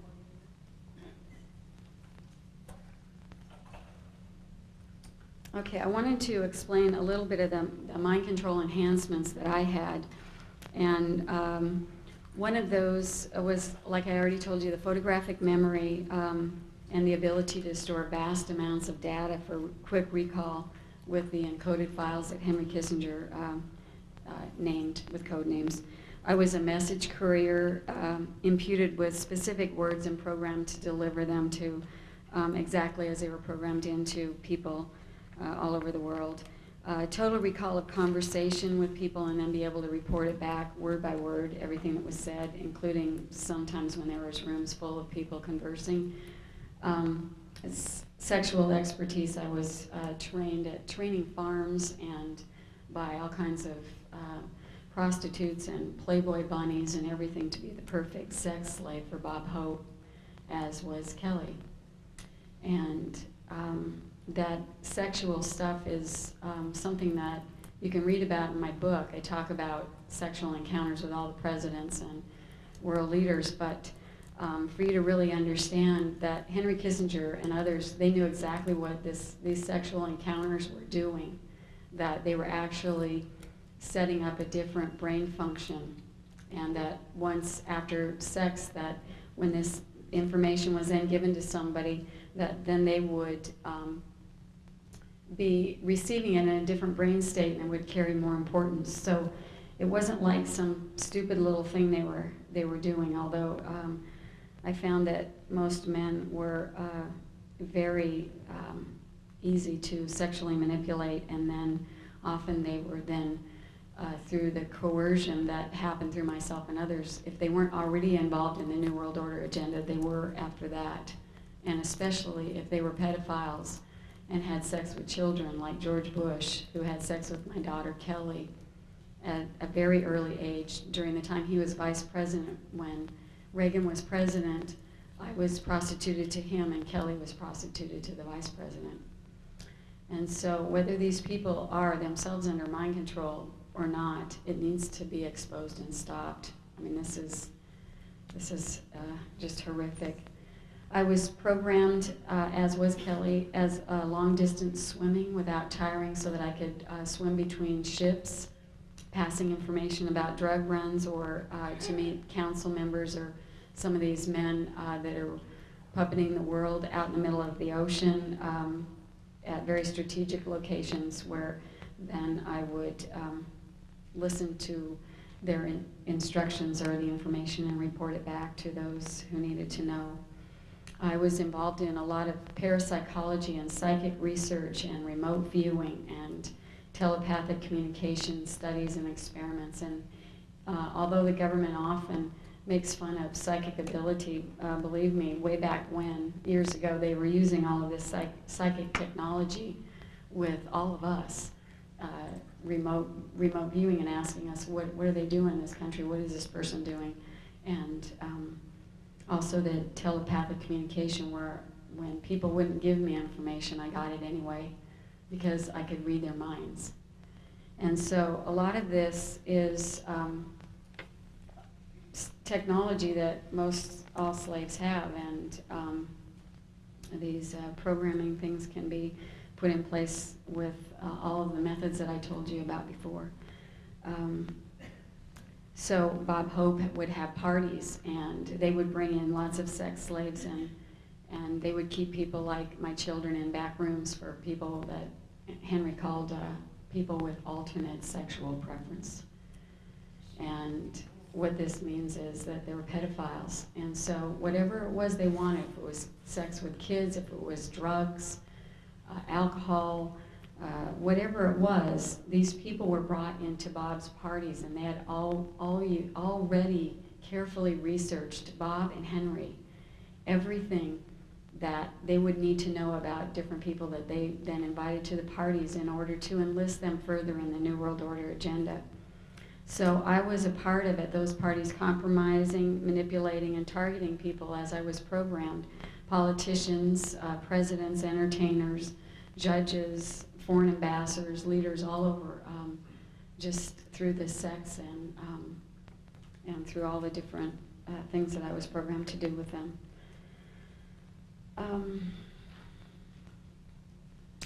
I also was privy to a lot of the projects, the mind control projects that were being done at USC. My ex-husband was in dental school there, and I was not only prostituted to people in position of authority at USC, but I was also taken into some of the programming centers there and programmed, and I also delivered, like I'm standing here today, only now I have my own agenda, but Henry would often have me demonstrating the mind control technology to people who they wanted or needed to know about that.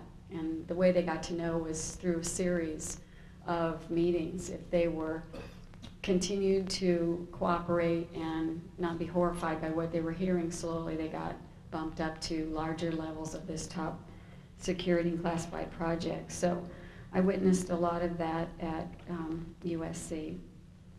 And I also witnessed as a child and as adult that a lot of this New World agenda is fueled by the secret societies. And the ones that I was abused by were the Shriners, and also the Masonic Order people are reporting Masonic abuse and by 33rd degree Masons, and most all of our presidents, for your information, were 33rd degree Masons, and that makes them privy to this mind control information. This is the secret that they rise through the ranks to learn about, and at the top, what they participate in as a seal of their oath of secrecy is often satanic ritual.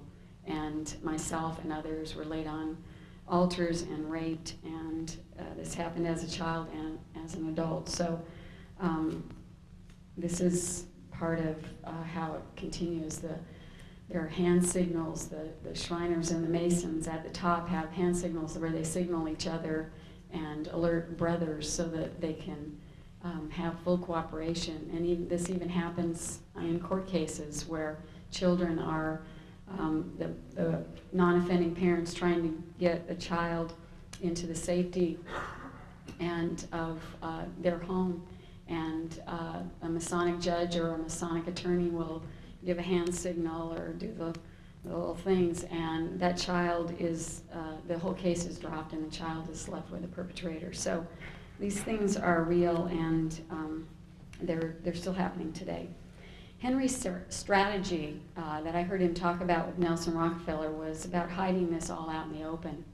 And they talked about how the bigger secrets were protected by their incredulity. And certainly all of this does sound pretty incredulous. And the themes of movies and television and news, radios, newspaper, songs have often been strategized and cooked up with not only things to make you think a certain way and feel a certain way about certain people, but also to keep people that are programmed under mind control programming. I was used in Las Vegas when I was a teenager with Elvis Presley, and I watched in horror as this man would throw up after he had been programmed. And I watched him cry and ask, "What's wrong with me?" and not be able to have sex because he was so sick from what they were doing to him. And I had been sent in to have sex and deliver messages to him, to deliver to them, the programmed audience. And through my experience, I know that people like Elvis Presley are programmed, that people like Neil Diamond are all part of this, and people like Michael Jackson. I watched Michael Jackson be abused as a child. So as all of us together that have been through this identify the people that are in positions who are programmed, we have the fuller, bigger picture. and we will be able to stop this and bring help to those that are still suffering.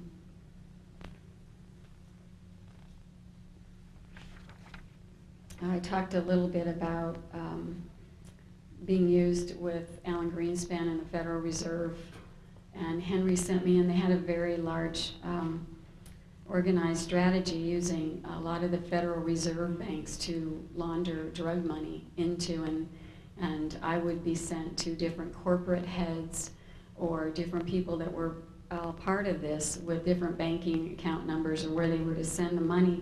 And then Alan Greenspan would actually raise the Fed in different areas where drugs weren't coming through, so that when they were coming through and all this money would come through, it wouldn't look very suspicious. It would just all look very balanced. So these people knew exactly what they were doing, and I personally don't believe Y2K is an accident.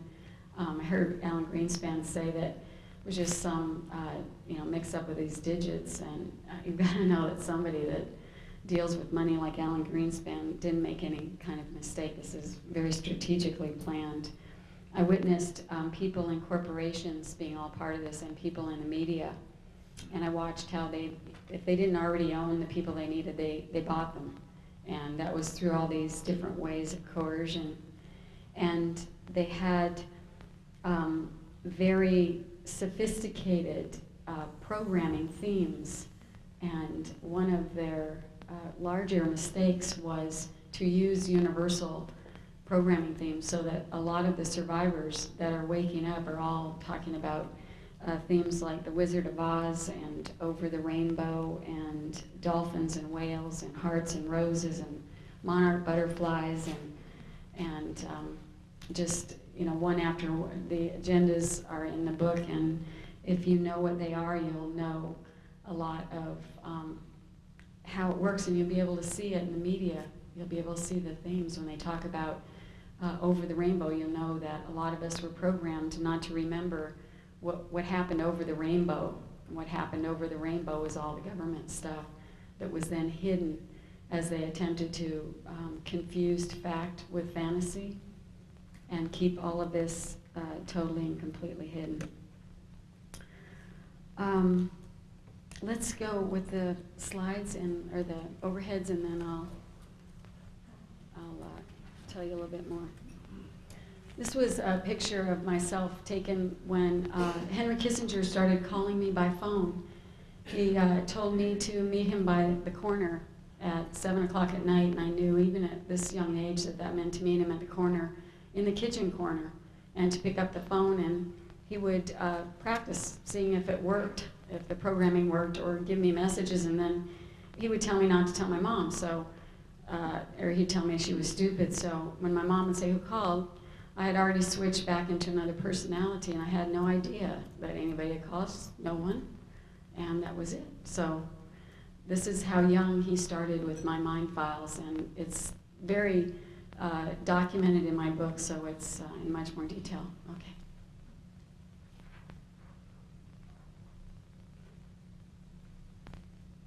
Hurry up, Ted.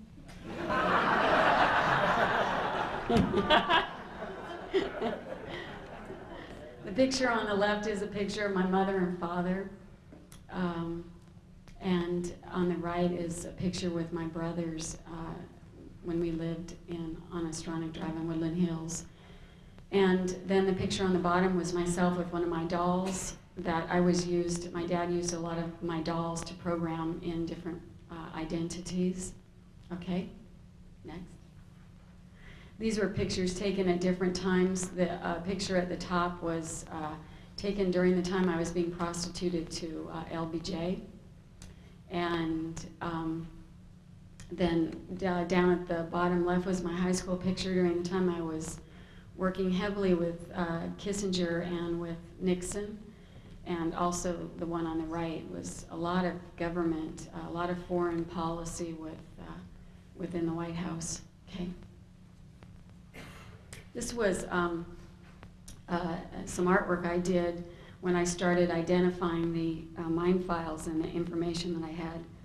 And I wrote all these little, it looks like little chains around all of these top secret mind files, because these were all the programs And I can't see it very well to identify it all, but it was like a program to have a migraine headache, program to fall asleep if I began remembering, programs to become confused if I began remembering anything, programs to recall an 800 number and report on myself that I'm remembering something and I'm at this and such location. And so then they would reorient me back to UCLA Neuropsych Institute to come back in for some reprogramming. Or then on the outer layers are all the family, the satanic cults that keep everybody in line within communities, where a lot of the professionals themselves are either under mind control or are participating at this, keeping everybody under control. So there's webs within communities where people are all under mind control. And certainly as families are cross-programmed, it's like my ex-husband, our marriage was arranged when we were 13, and we were cross-programmed and with very sophisticated equipment in Ventura to fall in love and then get married. And he was trained then to become my handler and hand me over to people like Bob Hope or Ronald Reagan or whoever it was that he was instructed under mind control to deliver me to. So this web is large, and what it takes to get out of that web is nothing short of miraculous. And that's why most of the people that are under this are still in mental hospitals or in prisons or walking the streets homeless. And they are not able to get the help that they need. I was fortunate. I had no idea during that time in